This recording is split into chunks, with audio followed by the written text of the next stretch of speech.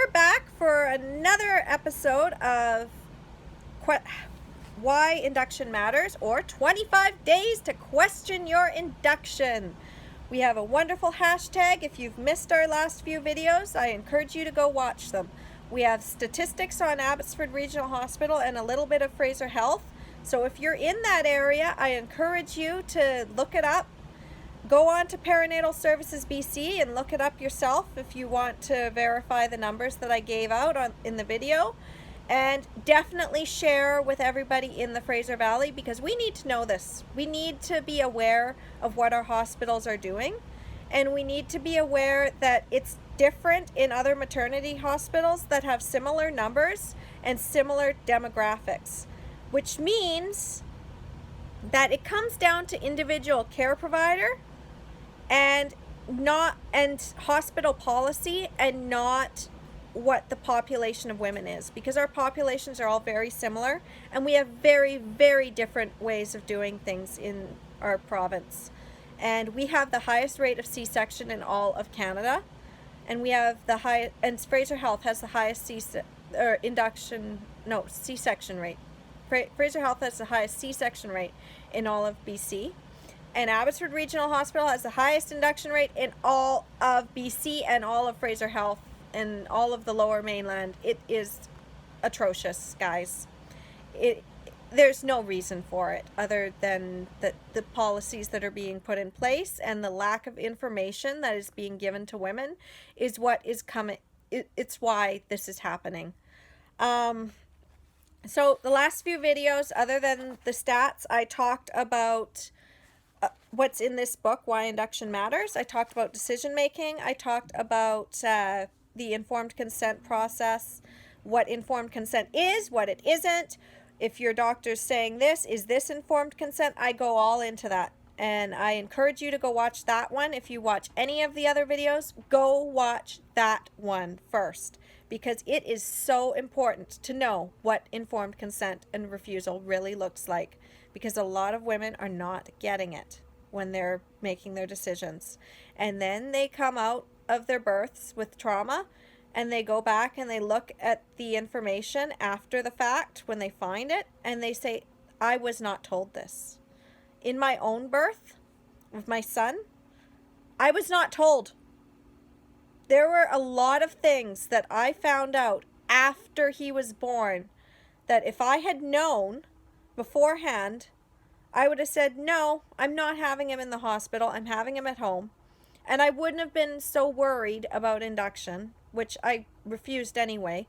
But having them continuously tell me over and over and over was very, very stressful. And if I had just known about what IUGR really was, I mean, my doula sent me one link to one story, and that was excellent. Excellent. It helped me reaffirm that my son was fine.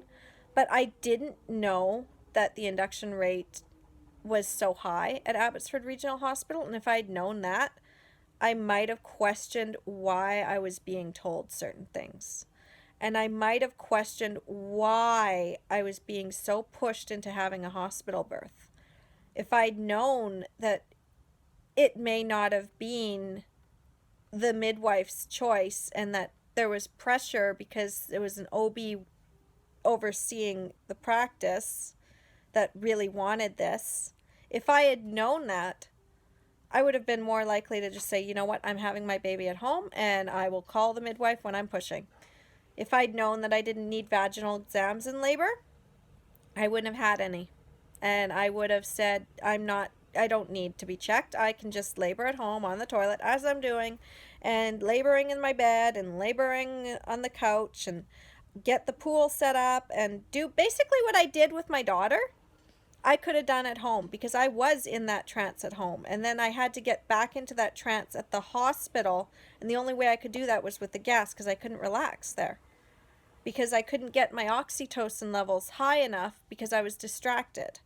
And we'll go into that about spontaneous labor and how it actually works in later videos. I've been reading that chapter and it's fascinating, and a lot of it is what happened with my daughter, but there's some things I'm like, oh, I didn't know that that's why it's done that way. That's fascinating. That's awesome. This book is great. It's great just knowing the different options of induction, but it has a whole chapter on spontaneous labor. So even if you have a mom who's not really thinking that she's going to get induced, get this book for her anyway, because then she knows what she's getting into. Ina May Gaskin's Guide to Childbirth is great too, but if you want a science-y book that doesn't have the kind of the 60s vibe to it, then get this one for her. And it has so much information on induction that is unbiased, scientific, lays the facts out, and also has the women's stories. So those two books, Ina May Gaskin's Guide to Childbirth and Why Induction Matters, are the two books that I would highly, highly recommend for your pregnant friends and anybody who's planning to become pregnant in the next year or so. If they say, oh, well, we're thinking of starting a family, get them this book, because it is a great book. It's under, I think, $20, and it's worth it. It's so tiny too. It'll fit in a purse. I love it. Anyway, the last video I did, we talked a little bit about preeclampsia, hypertension, and gestational diabetes. And I wanted to get into pre-existing diabetes, but we ran out of time. So I'm going to get into pre-existing diabetes now. I'm just going to dive in. So pre-existing diabetes, as you know, there's two types. There's type 1, which needs the insulin, and then there's type 2, which is the diet controlled, I believe. Yeah. So the risks associated with pre-existing diabetes include those for abnormal blood glucose levels in gestational diabetes. So what we talked about last time, all the risks of gestational diabetes are in pre-existing diabetes. So, however, because the baby can be subjected to the high glucose from the beginning of pregnancy rather than from 20 weeks, there are additional risks, including an increased chance of miscarriage, stillbirth, and congenital abnormalities. So you would be very highly monitored if you had diabetes that was pre-existing before gestational diabetes came on. And that's why when they say in the last video I talked a little bit about how the gestational diabetes was lumped in with pre-existing diabetes, and some people who had gestational diabetes may have had undiagnosed pre-existing diabetes, that they lumped all of those complications together. That's problematic because they're taking numbers that may be from the pre-existing diabetes and applying it to regular gestational diabetes that may be diet controlled. They need to do studies with just the gestational diabetes and excluding pre-existing diabetes and have that information. But it's maternity care, and they need funding for that research, and a lot of the funding research, as I mentioned before in, I believe, the first or second video after the statistics, that research is being applied elsewhere. It's being applied to pharmaceuticals, and it's being applied to medicalization of procedures. They're looking at procedures, they're looking at evidence that's basically going to support the need for more intervention, not less. Until we bring to attention that all these interventions that are unnecessary are causing more unnecessary interventions that's costing our healthcare system money, until that is really hammered in, that this is why we need to reduce the rate, because unfortunately, maternal health and babies' health, if maternal health is down but babies are still surviving, the consensus still is, well, you had a healthy baby, so whatever. And that's not okay. It's not right that just because you have a healthy baby, your trauma, your experience, your pain doesn't matter anymore because you got a healthy baby out of it. That rhetoric really, really upsets me. Because, yeah, I had a healthy baby with my son, but that trauma of being in the hospital and that frustration and fear that was instilled into me, that wasn't okay. That doesn't make it worth it. And the fact that I managed to have a vaginal birth after all that, and people are like, well, what are you complaining about? You didn't end up in a C-section, so why do you care? It was the fear of it. It's not what happens in your birth, it's how you feel about it. And if you realize that you could have made a different choice and had a much better outcome, and you weren't told all the information, that there could have been just one piece of information that you could have heard that would have changed your mind. And when you look at that, you can get angry. And it is okay to get angry about it. I look at that information and I get angry because I feel like if I had just been told that, I wouldn't have done that. And a lot of women that I've talked to, they're like, well, I wasn't told that. If I'd known that, I wouldn't have done this. I wouldn't have this problem today. And I'd be like, I know. And I'm sorry that that happened to you. So when the studies are lumped in with already these pre-existing conditions, it doesn't do any good for us. And it doesn't do good that our research isn't in maternity care. So that's why we need to look at the numbers. So back to the pre-existing diabetes. Because if you have type 1 diabetes, you're obviously taking insulin. That's going to cause more chances for the baby.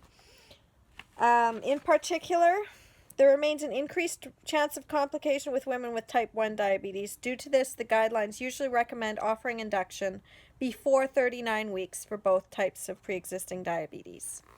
That's what they basically say.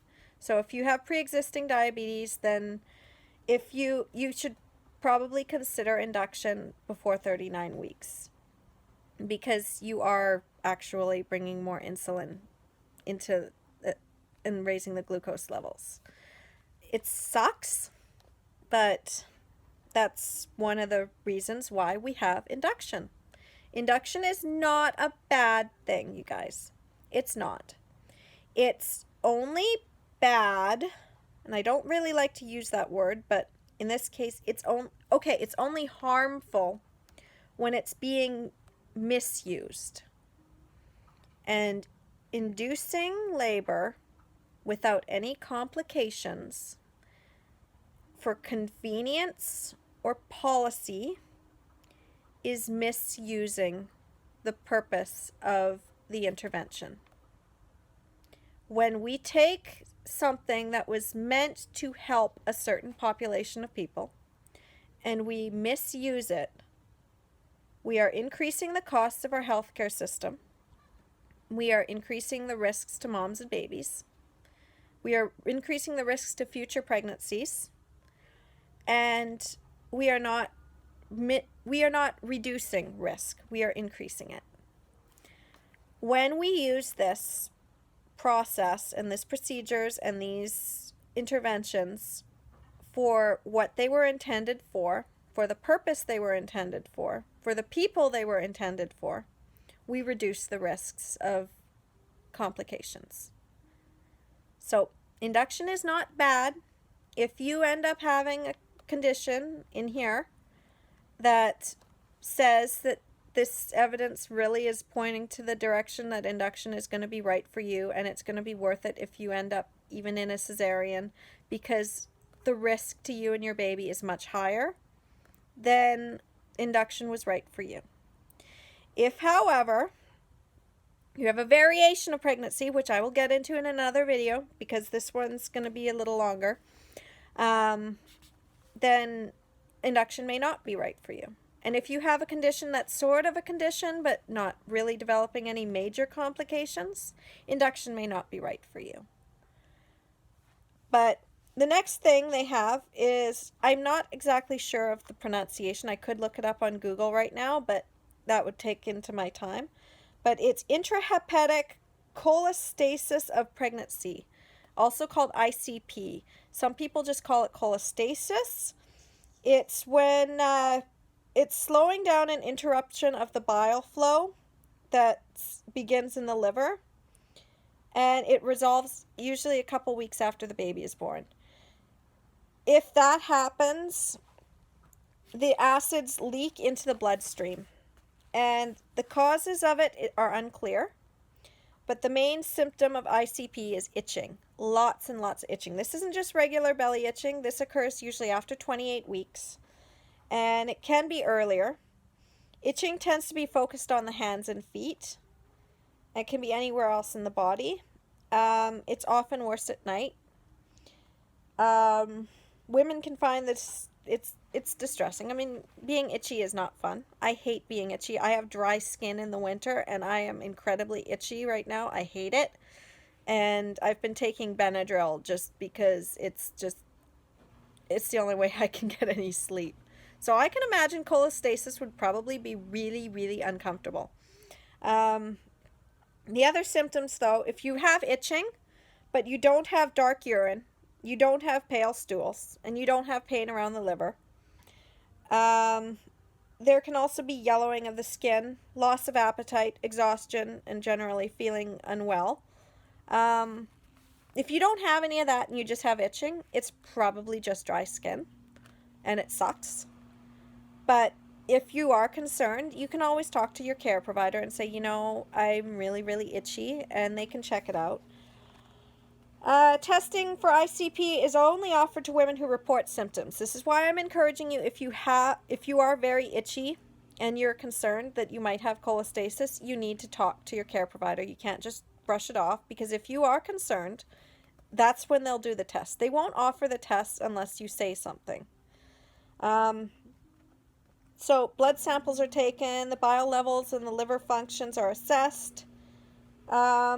Raised bile acid levels are used to diagnose it. So down here it says it's uncommon and it affects less than 1% of pregnant women in the UK. I don't know what it is here. I can look it up, but I think it's even less than 1%.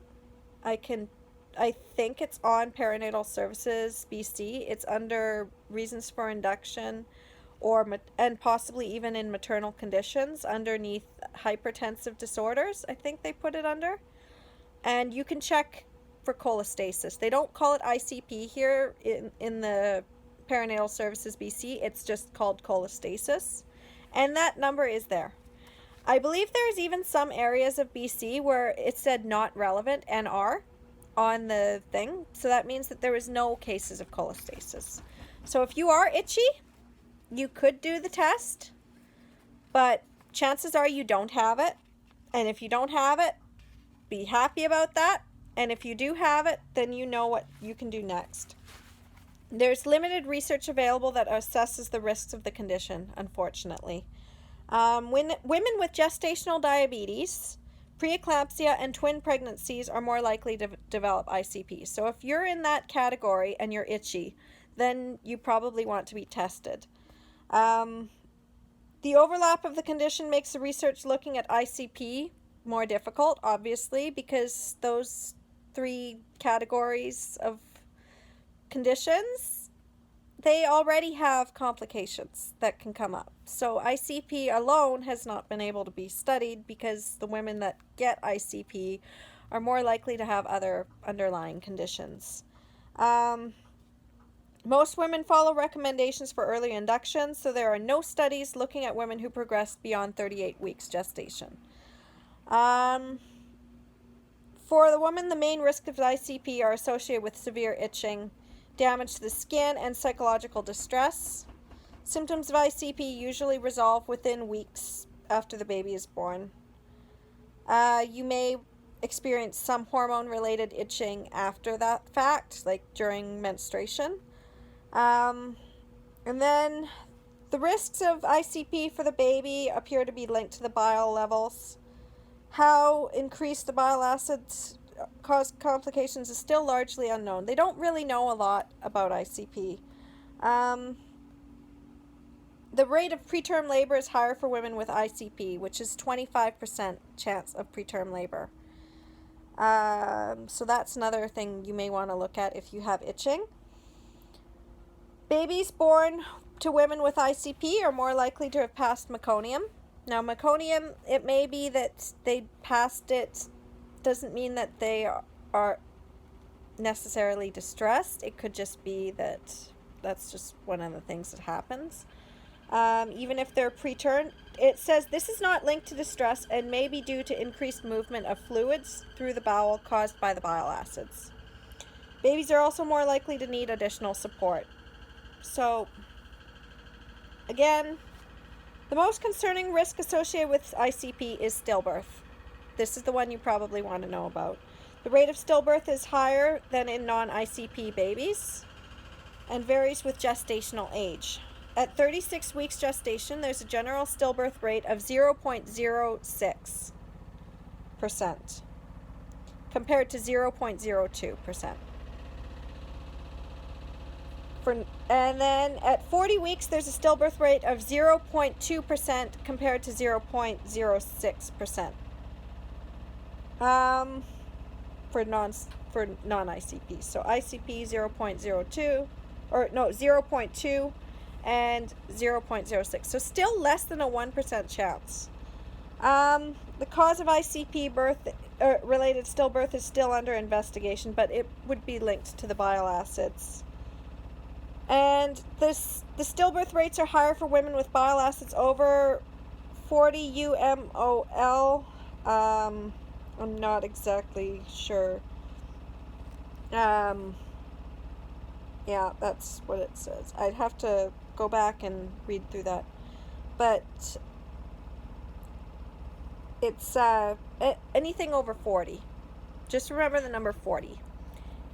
Your care provider would be able to have more information, but if they don't say that it's higher than 40, then you don't have to worry so much about the stillbirth rate, but you might still want to get induced because itching is not fun. Most babies are susceptible to the effects of bile acids, and this may increase the be related to genetics of individual babies. Then their placentas function well, and they often still grow larger than average. There's no consistent guidelines about managing ICP. Medication may help reduce the itching. There's currently no antenatal monitoring methods that can adequately assess the well-being of the baby with ICP, so that's another reason why you may want to consider induction. Induction of labor for ICP is recommended due to the increased rate of stillbirth in the final weeks of pregnancy.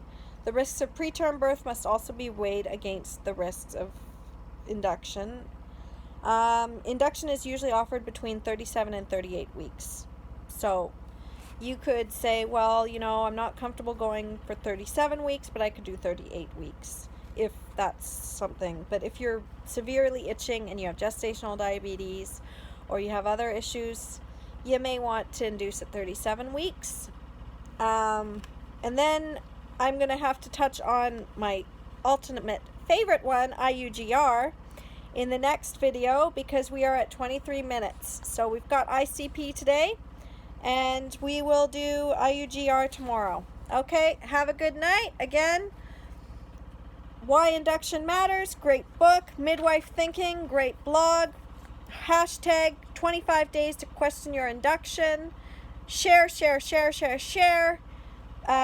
If you're on any mom forums and you see women talking about their doubts on whether they should induce or not, I highly encourage you guys to tell them about these videos and maybe share a few links so that they can come view these videos as well. We want as many views as possible because this information needs to get out there.